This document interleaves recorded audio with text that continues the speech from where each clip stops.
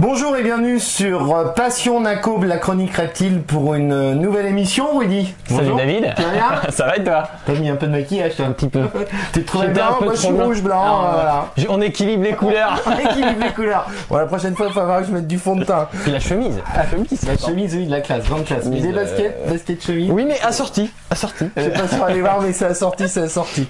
Rudy, la dernière émission, enfin la dernière grosse émission bien marché sur les dendros, qui a super bien marché. Sur les dendrobates. Enfin voilà, on a vu d'après les commentaires que ça a plu, donc merci beaucoup de tous ces encouragements. C'est vrai qu'on vous remercie, c'est un petit peu ce qui nous fait plaisir parce que faut savoir que l'émission sur les dendrobates c'est 5 heures de préparation à parcourir les sites internet, écrire les articles, lire des livres, préparer tout ça. 5 heures de préparation. Le tournage c'est environ 1 heure d'installation pour les lumières, les caméras placées, etc.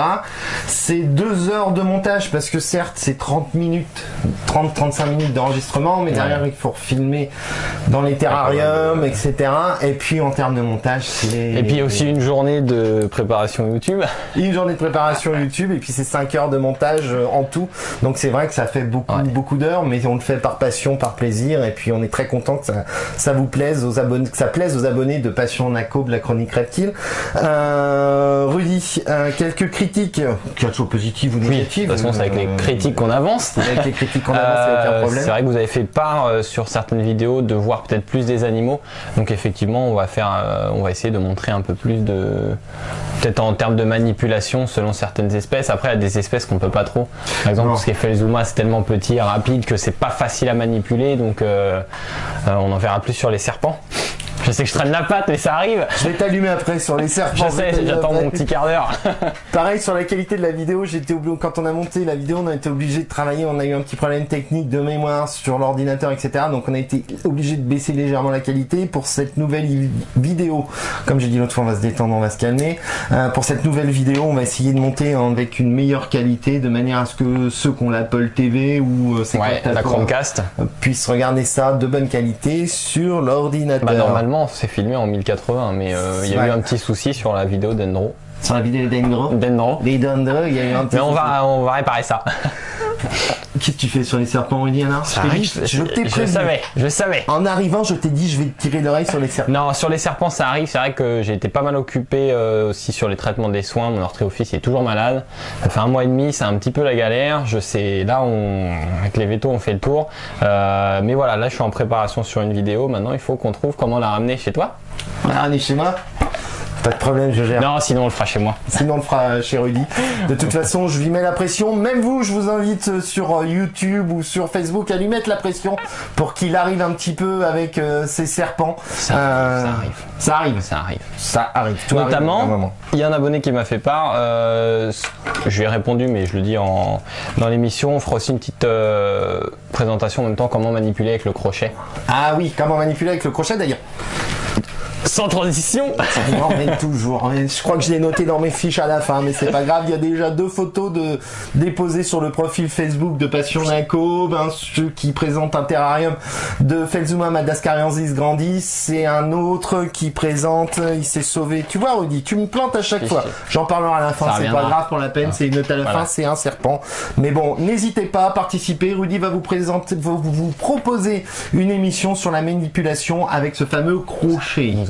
Ce David, faut qu'il se mette au serpent. On va voir. Tranquille. En ce qui me concerne, moi, sur Passion Nacob, je vous ai proposé une petite vidéo test de la ferme tropicale pour commander les grillons, drosophiles, etc. De la commande à la réception, l'ouverture du colis. Et puis une deuxième petite vidéo que je vous ai proposée entre les grosses émissions qu'on réalise avec Rudy de la chronique reptile sur Exotic Factory où on a commandé un gros escargot d'Afrique. Rudy, les chaînes YouTube, on s'est fait gronder par Reptile France 95. Oui, Reptile 95. En fait, Reptile 95, j'ai noté France, et c'est pas grave, décidément. Non, c'est vrai que je lui avais dit qu'effectivement dans la prochaine vidéo, je parlerai de sa chaîne, mais comme les vidéos sont tournées d'avance, c'est pas qu'on vous oublie, c'est que des fois la vidéo est déjà faite et on a le message Voilà, donc je vous invite à regarder la chaîne de Reptile 95, pas Reptile France 95, que je connais bien, avec qui je parle souvent. Donc voilà, allez faire un petit tour sur sa chaîne, c'est vraiment sympa. Il vous propose des vidéos sur la maintenance des Pelusios castaneus. L'utilisation du F10, c'est quoi ça? C'est ce que j'utilise, le F10. On pourra faire une vidéo. C'est pour désinfecter. C'est un super produit. Ça coûte, il me semble, 14,90 €. Mais moi, je crois que j'en ai un. Ça doit faire 2 ans que je l'ai. D'accord. C'est un produit vétérinaire en fait que tu dilues dans l'eau et c'est magique. C'est magique. D'accord, d'accord. C'est super génial. Mojave, et puis il vous propose également des livres. Donc avant de commencer notre mission plus particulièrement sur une nouvelle espèce, je vous invite à visiter un site internet, à consulter un site internet qui s'appelle Terrario Data. Il vous propose des petites fiches de maintenance. Nous on a trouvé pas mal d'informations sur la Dendrobat Tinctorius azureus. Je vous invite d'ailleurs à regarder notre dernière émission sur les Dendrobats si ça vous intéresse. Et puis sur la Chelydra serpentina, il y a des articles sympas. Dernièrement, il a fait un article sur l'utilisation des imprimantes 3D pour les carapaces de tortues, etc. Allez la visiter, ça vaut le coup. Je vous invite également, si vous habitez dans le sud de la France, à visiter la vallée des tortues qui vient de rouvrir ses portes depuis peu. La vallée des tortues, oui, vas-y Rudy, présente. La vallée des tortues, c'est un parc où vous pouvez visiter de manière simple les installations et tout ce qui s'ensuit. Et puis c'est également, vous avez également la possibilité de visiter en privé, ce qu'ils appellent en VIP, les coulisses de ce parc. Je l'ai fait cet été, ça vaut vraiment le détour. Vous vous approchez de tout ce qui est les tortues de Madagascar, vous visitez, vous allez directement dans les enclos. J'ai même eu la chance, l'honneur et le plaisir de participer quand ils ont vidé le bassin des Chelydra serpentina et des Macrochemis teminki. Ça vaut vraiment le détour. Si vous êtes en vacances dans cette zone géographique du sud de la France, ou si vous avez la chance d'y habiter, n'hésitez pas à y aller, ça a rouvert depuis peu. Et notamment, je précise que je trouve que le prix d'entrée n'est pas extra, enfin c'est pas très très cher. Pour 12 € l'adulte, ado 9 € et enfant 8 €, je pense qu'on peut passer une journée assez sympa. Bon, moi j'ai payé 50 € l'entrée, mais vous êtes accompagné, il y a des explications, ça vaut vraiment le coup également lorsque vous représentez à l'heure, ça vaut vraiment. C'était le VIP. La VIP. Ta belle veste. T'as vu une petite veste, un petit truc veste VIP, rouge, hein? j'étais pas trop pour la mettre. Il ose pas la montrer, mais je pense qu'il va vous la mettre dans la vidéo. Si. Vous verrez si vous êtes sage. Ils m'ont expliqué que c'est parce qu'ils se faisaient gronder par les autres qui sont en dehors de l'enclos en me disant pourquoi on n'y est pas. Ah bon. Donc j'ai lâché prise, j'ai gardé c'était génial. Franchement, c'était vachement sympa. Foire aux questions, comme t'as dit Rudy, on enregistre des émissions à l'avance, donc on a toujours un petit délai de retard. Des temps de décalage, ouais. Petit temps de décalage. Clem Reptile qui nous demande dans la dernière vidéo sur les Dendrobats. 4 minutes 06, il me semble. Bien. Oh, de tête. Il fait pas des vidéos sur les serpents, mais il retient 4 minutes 06. Et je réponds à tout le monde sur ça, c'est fait. Je précise. C'est un Felzuma lineata. On n'a pas présenté encore. On l'a pas présenté encore, on l'a peut-être aperçu pendant le Reptiren, la vidéo présentation du Reptiren que vous pouvez également découvrir en dessous. On va avoir un souci, c'est que la caméra GoPro, on est dans les conditions du direct, vient de s'arrêter. Rudy, on essaye de la redémarrer ou on va relancer la machine. Alors appuie au-dessus, voilà, c'est bon. Bah écoutez, elle s'est arrêtée, on va voir si elle se réarrête. Sinon, vous n'aurez pas de contre-champ. Désolé, c'est les conditions du direct. Donc, c'est un Felzuma lineata. Le livre Clem Reptile que tu demandes, c'est l'élevage des Dendrobats de Charles Delvaux. C'est un auto-éditeur, donc il n'est pas disponible sur les boutiques traditionnelles. Ah bah décidément, elle veut pas, c'est décidé. Elle veut pas. Qu'est-ce qu'on fait, Rudy? On fait une petite pause pour essayer de voir si on peut remettre un peu de regarder ça. On va regarder ça. Petite pub et on revient tout de suite. Petite pub, on revient tout de suite suite à un petit problème technique.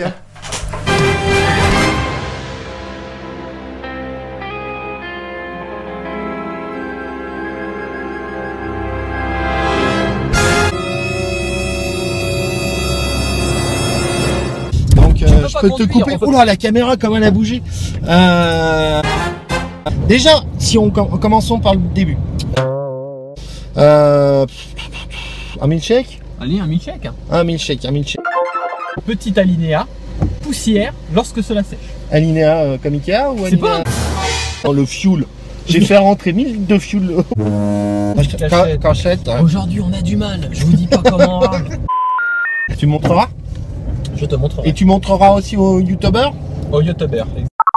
Peut-être plus nous raconter comment toi t'as procédé à tes... Non. Non, Attends, je vais voir si la boulangerie est ouverte, je vais acheter du pain. réserves de graisse. Merci. Ah, il faudra qu'on fasse un coup un mercredi. Je connais une boucherie là, sur Crenay qui fait... Oh, j'ai fait mal au crâne quand on prend trop. Essaye, prends un grand... Coupez tout. Donc Oula. Deux œufs. Il va te tester. Deux œufs youtubeurs. Donc... Vas-y, attends, comme je dis des fois à ma fille, fais le vide dans toi-même. Allez. Sujet, Bon, verbe, complément. C'est du Lance-toi. basique. Lance-toi. Ça me turlupine parce que c'est vrai que dans le Turlupine. Bon bah nous voilà de retour avec un petit problème technique. Je suis pas sûr que la GoPro va nous assister jusqu'au bout. On verra bien. Hein. On C'est verra ce qui bien. donne le petit suspense. Le petit suspense, pour l'instant elle tient, on a retiré l'écran, enfin on verra bien, c'est les conditions du direct. Faut se relancer après cette petite... C'est ta petite pub, on parlait, j'allais te relancer du Felzuma. Tu parlais du Felzuma. Felzuma Lineata, oui, bah écoutez, oui on fera un reportage dessus, sur ce Felzuma Lineata, on a parlé du livre. On avait une autre question aussi concernant la cohabitation entre les différentes dendrobats. Drobat. Azuris, le commerce, etc. Normalement, c'est pas recommandé parce qu'il y a un risque d'hybridation. Donc, par contre, si vous le faites, faut pas faire incuber les œufs, hein, c'est très mal vu. Moi, j'ai les azus et les épipées de batte qui sont dans le même terrarium. Mais bon, dans les règles de l'art, normalement, c'est pas recommandé, mais elles peuvent cohabiter sans aucun problème. J'avais une autre question sur les 5 leucomélas dans le terrarium. Oui, c'est le maximum qu'on puisse mettre dans un terrarium. Après, bien sûr, faut connaître vos animaux. Si vous voyez qu'il y a une bagarre entre femelles ou entre mâles, il faut les séparer, bien évidemment, mais ça peut tenir sans aucun problème. On en reparlera d'ailleurs dans notre fiche maintenance de l'émission qui va suivre. Et puis un terrarium 45, 45, 60, au contraire, c'est parfait avec un petit peu de hauteur. Les dendrobats se sentent bien et se sentent à l'aise au contraire. Et vous pouvez même les faire cohabiter avec d'autres Felzuma, des choses comme ça. Le thème de l'émission, voilà. Monsieur Aurélie. Gecko léopard. Gecko léopard, il y en a qui disent gecko. Oui, pas dire gecko. Moi je dis gecko. Moi aussi je dis gecko. Je sais pas, je le dis à la française. Voilà. À la française. Donc les gecko léopard. Le gecko. Ce sera le thème d'aujourd'hui. Ce sera le thème d'aujourd'hui. Alors les ouvrages qui ont été utilisés pour préparer cette émission, c'est le guide nature, je te laisse présenter. Petit point bibliothèque. C'est le guide, alors je te laisse lire, c'est guide nature. Celui-ci, alors, donc c'est aux éditions Larousse, c'est le guide nature, donc c'est serpents, autres reptiles et amphibiens. C'est une association dans l'Aube qui avait mis ça, qui était pas mal sur son groupe Facebook. Donc je l'ai acheté, c'est vrai que c'est pas mal pour identifier les différentes espèces. Un autre livre que j'ai également utilisé, c'est le Gecko léopard Blepharis macularius des éditions Animalia.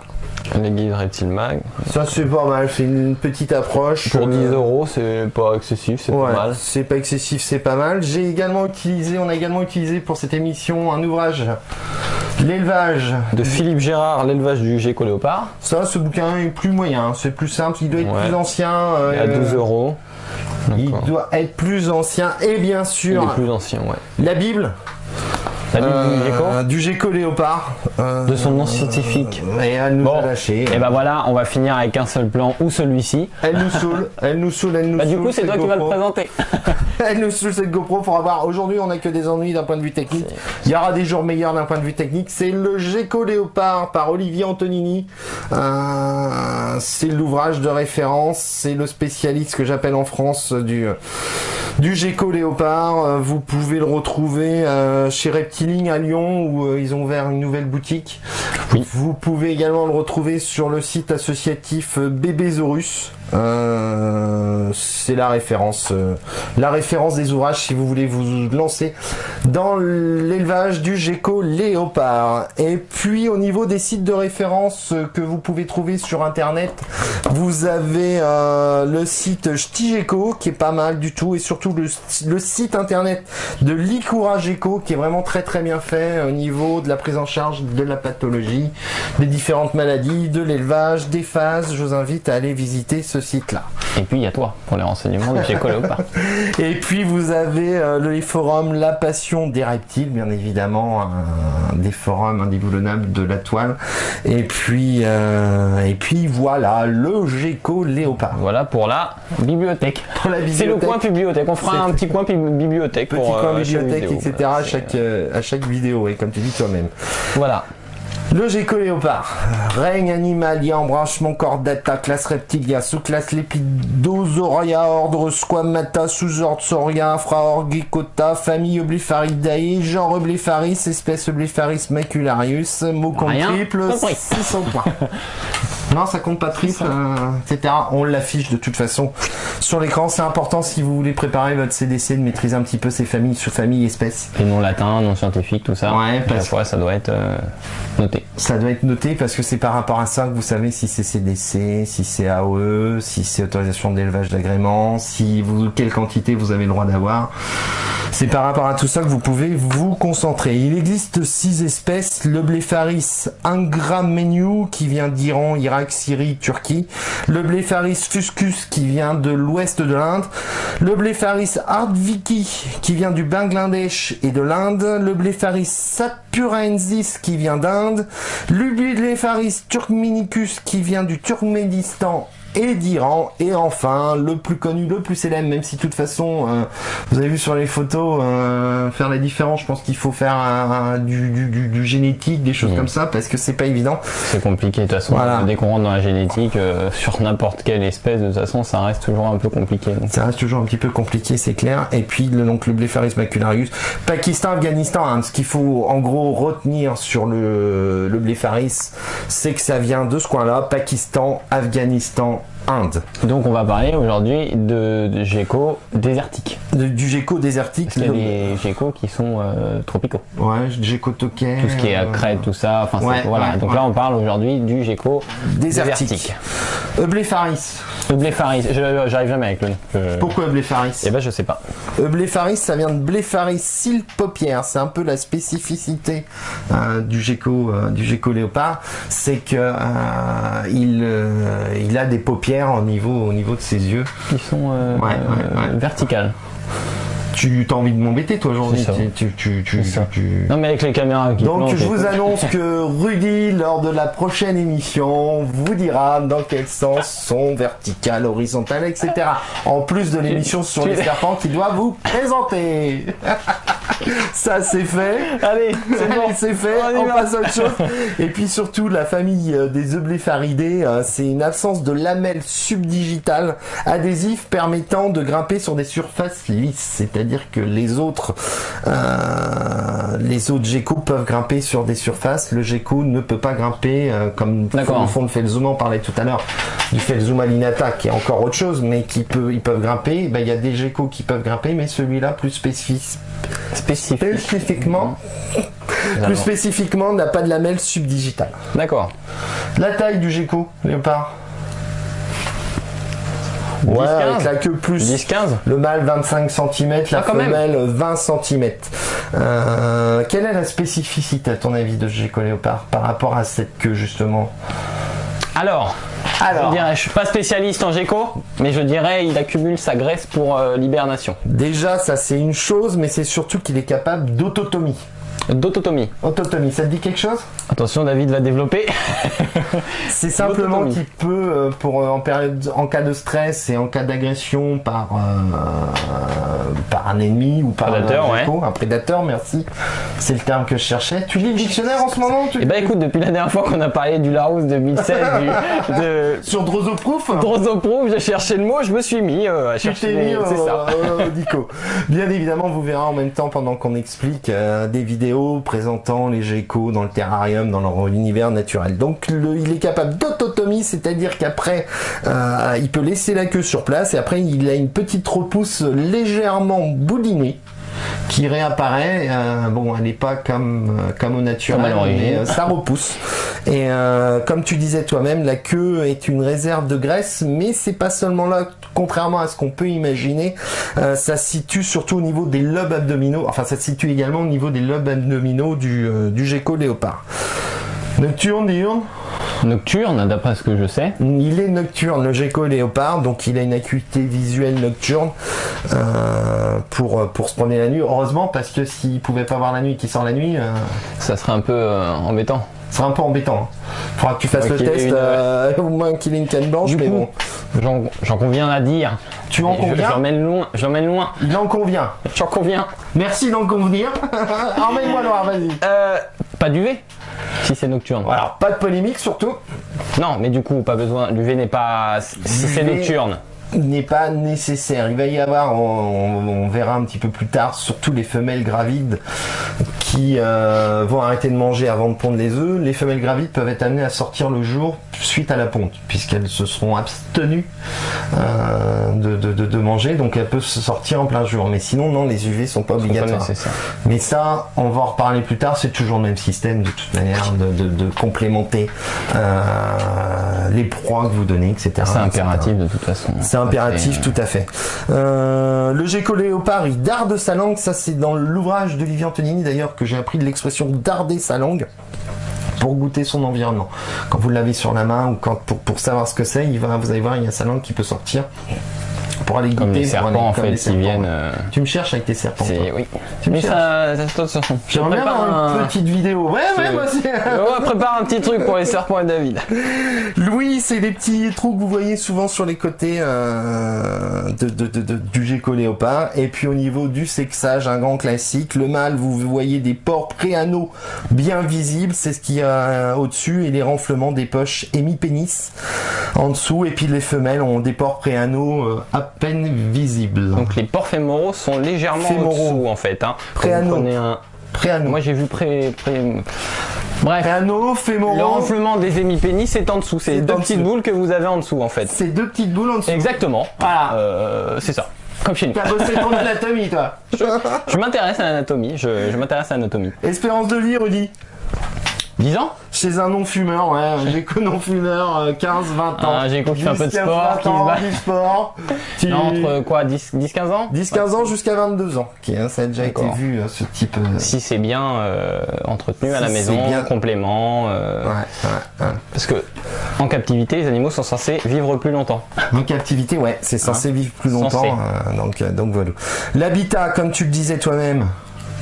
Désertique. Désertique, subdésertique, milieu accidenté avec végétation légère, il faut des cachettes et il y a déjà des espèces qui peuvent vivre jusqu'à plus de 2500 mètres d'altitude.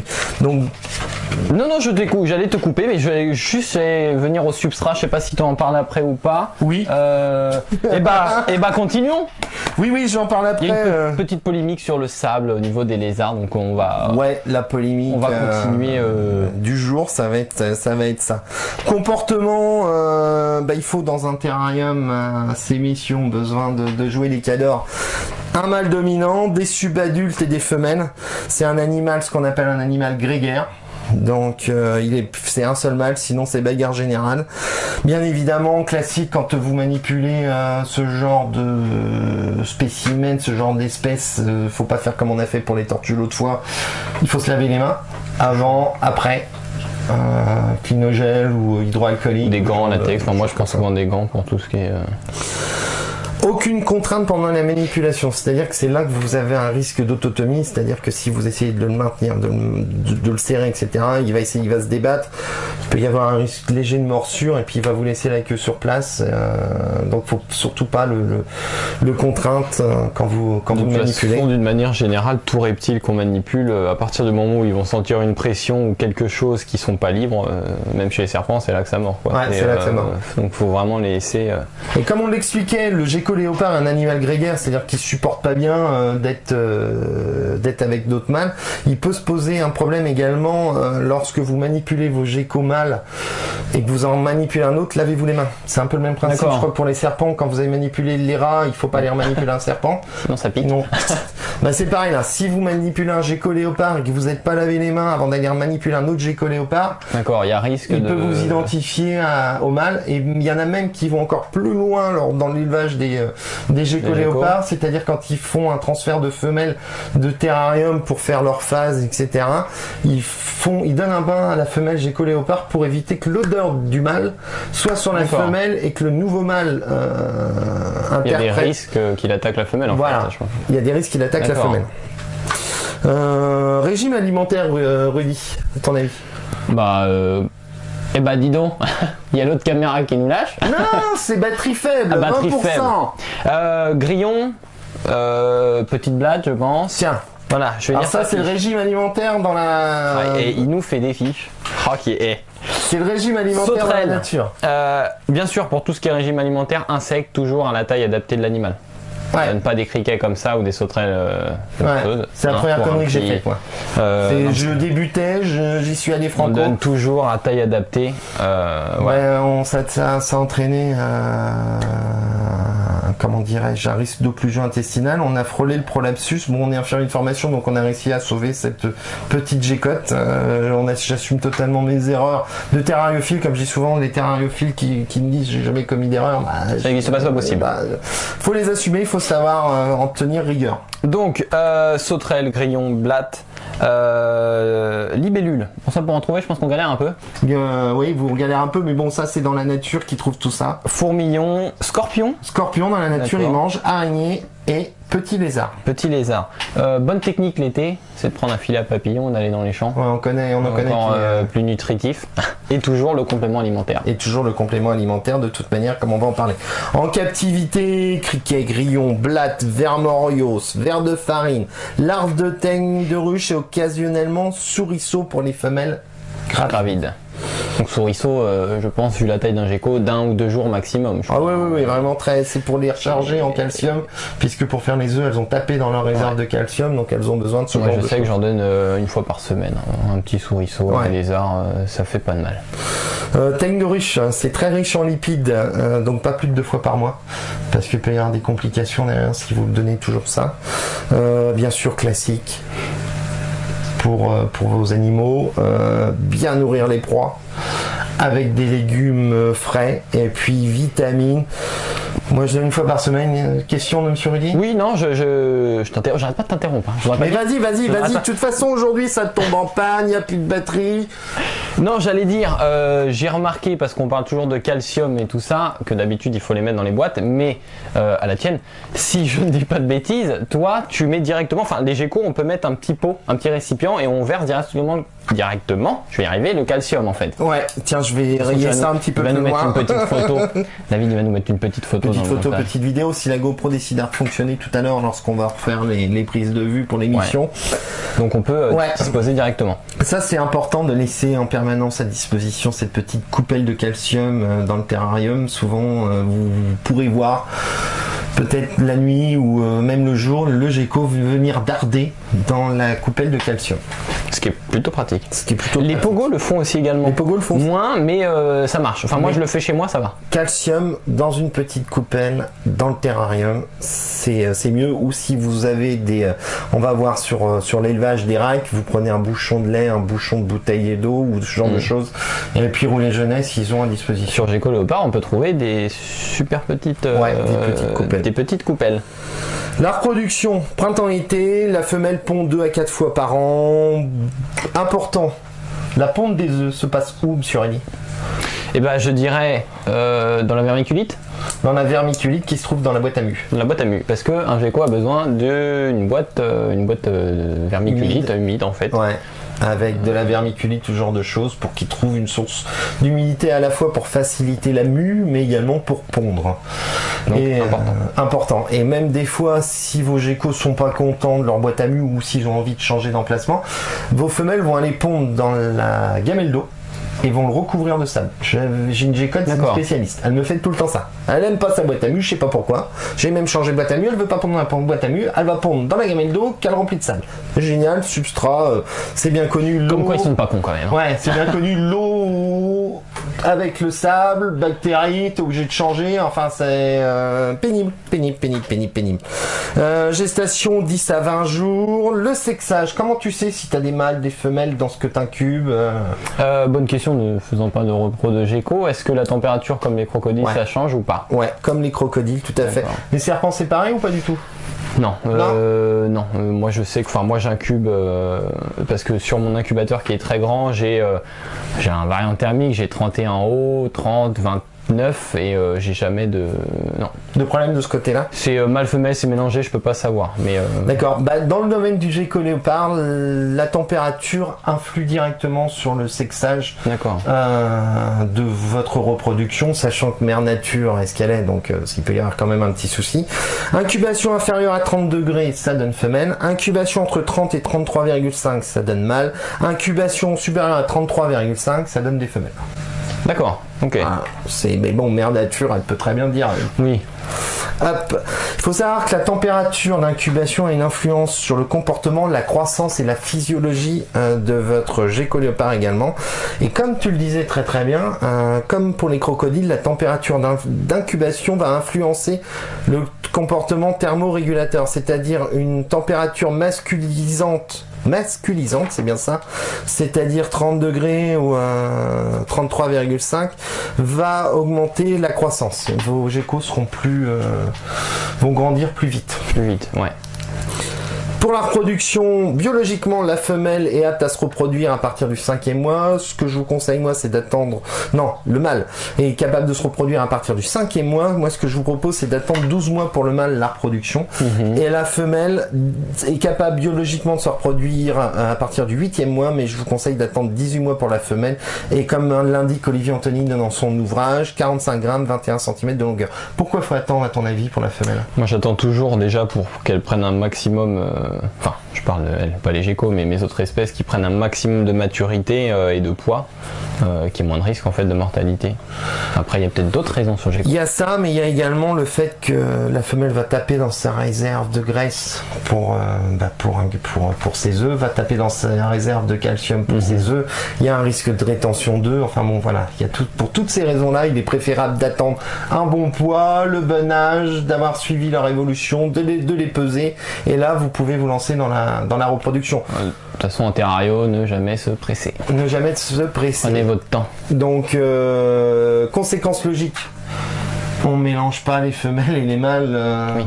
Vous pouvez les mélanger qu'à partir du 18e mois. Donc, il faut bien les séparer si vous achetez des juvéniles ou des subadultes. Et puis, c'est seulement à partir du 18e mois que vous pouvez les mélanger dans le terrarium pour la production. Repro, rack, mieux que terrarium ou pas? C'est dans les fiches suivantes, mais t'as raison, à la limite on s'en fout, on va passer au terrarium. Oui, comme on était, je me suis dit... Oui, vas-y. Moi tu me connais, j'aime bien foutre mon petit... Moi j'aime bien, mais moi j'aime bien, après tout dépend si vous le faites d'un point de vue économique, ou d'un point de vue personnel pour faire des tests et puis pour voir comme vous l'autorise la législation française, enfin comme l'accepte, il y a une tolérance, la législation française, vous avez le droit de revendre votre propre reproduction. Moi je maintenais les couples reproducteurs dans un terrarium et quand je faisais de la reproduction, les juvéniles je les mettais dans un rack. Ok. Dans un rack, on va voir tout à l'heure la taille. Saison donc de reproduction, c'est 4 à 7 mois, elle peut pondre de 10 à 14 œufs jusqu'à 6 ans. Et après 9 ans, c'est la ménopause, il n'y a plus rien. D'accord. Il n'y a plus rien, il n'y a que dalle, il n'y a que chi, il y en a là. Retraite. Incubation 45 jours à 60 jours, plus c'est élevé, plus c'est rapide. Forcément. Plus c'est bas, plus c'est long. Fibre de coco, pour l'incubation, vous avez la méthode Tremper. C'est pour éviter que vos œufs pourrissent. Incubation sèche. Non, c'est humide, ça vous définit la quantité d'eau que vous mettez en fonction de votre vermiculite ou de la fibre de coco que vous mettez dedans. Vous tapez méthode Tremper, incubation méthode Tremper, ça pourra faire l'objet, pourquoi pas. Moi, je pose jamais mes œufs sur le substrat. Il y a méthode sèche, explique-nous la méthode sèche. Méthode sèche, en fait, tout simplement, bon, moi je mets quand même de la vermiculite par précaution, en fait, et je viens poser une grille qu'on trouve en rayon bricolage, rayon peinture, tu sais, pour les rouleaux. Je viens poser dessus et en fait, du coup, les œufs ne sont pas en contact direct avec la vermiculite. je les pose sur la grille. Et du coup, il y a beaucoup moins de risques que ça pourrisse. Et bien sûr, je les dégrappe. Les serpents, faut jamais les laisser grapper. Enfin, moi, c'est ce que je fais. Parce que s'il y en a un qui pourrit dans la grappe, en dessous, il pourrit tous les autres. Donc moi, dès que j'ai une naissance, je dégrappe tous les œufs, je les pose sur la grille. Ils sont pas en contact direct avec la vermiculite. Personnellement, je fais ça depuis 4 ans, j'ai 100% de réussite à chaque fois. Il n'y a que la première année où j'ai pas dégrappé et ça a foiré. Mais moi, sur les œufs de gecko léopard, c'est quand je les fais directement dans la fibre de coco, directement dedans, recouvert, que j'ai eu 100% de réussite. J'ai essayé une autre stratégie la fois d'après, j'ai eu 100% d'échec. Donc, bah moi, pour les serpents, en tout cas, ça a marché comme ça. Donc ouais, ça marche. Il faudra que j'essaye de toute manière. Donc comme on en discutait, élevage des juvéniles conseillés en rack ou sol. Je regarde, c'est vivant ici. C'est dommage qu'on n'a pas la caméra de contre-champ, mais il y a le fameux Felzoma lineata qui fait sa petite visite du quotidien. Choix de l'animal. Lorsque vous voulez acheter un animal, il faut qu'il ait un beau tonus, c'est-à-dire qu'il soit pas gros pâteau à pas bouger, peau luisante, absence de diarrhée au niveau du cloaque, absence de plis sur les flancs, ça voudrait dire qu'il y a un problème de déshydratation, une queue bien rebondie, et puis il faut regarder bien évidemment les installations conformes à la bonne maintenance qu'on va vous expliquer tout à l'heure. Si c'est pas bien, s'il n'y a pas cette histoire de point chaud, point froid, les cachettes, etc., il faut remettre en doute la qualité du gecko que vous ramenez dans votre élevage et que vous mettez directement dans le terrarium avec les autres espèces. Donc il vaut mieux privilégier directement le gecko directement dans le terrarium. Non, j'allais dire vaut mieux privilégier. Non, j'étais dans mon privilégier les éleveurs, soit amateurs ou professionnels mais reconnus. Éviter, sans faire de polémique, éviter les animaleries de grande surface, ce genre de choses qui sont souvent, sans incriminer ces personnes-là, pas assez compétentes dans le domaine des reptiles et vous allez trouver des animaux d'un état pas terrible. Donc tournez-vous plus soit vers des éleveurs amateurs ou des professionnels du reptile en fait. Du reptile, ouais, c'est conseillé de ce côté. Parce que sinon ça fera pas long feu. Bon Rudy, qu'est-ce qu'on fait? Est-ce qu'on fait cette émission en 2 fois ou en une seule fois? Je sais pas, combien de temps? Bon, je pense qu'on doit être à au moins 30 minutes là. 30 minutes? Ah, je sais pas, je regarde mais il n'y a pas de truc. Il n'y a pas de truc de... Il n'y a pas de minuteur, il est mauvais. Eh ben écoutez, moi ce que je vous propose c'est qu'on va faire une petite pause pour cette vidéo. On reprendra directement pour une nouvelle émission où on en est sur la présentation du gecko léopard. Ouais, en deuxième partie. En deuxième partie, de manière à bien pouvoir scinder et de pouvoir présenter plus tranquillement et pour proposer à nos youtubeurs.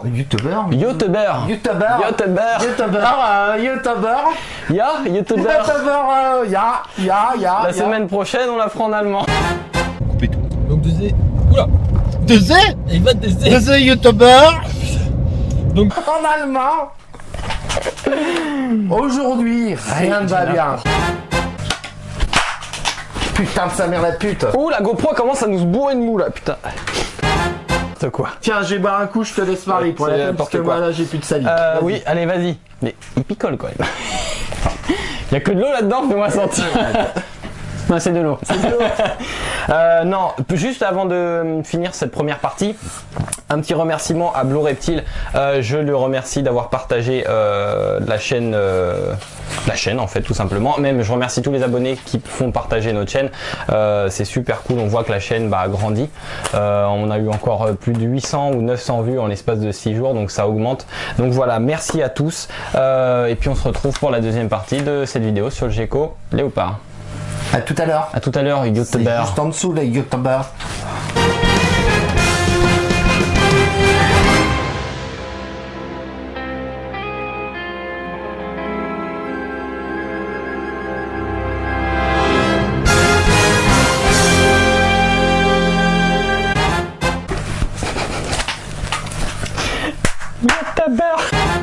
Putain, il y a tout qui fout le corps. J'allais dire... Putain de sa mère la pute. Ouh, la GoPro commence à nous se bourrer de mou là, putain.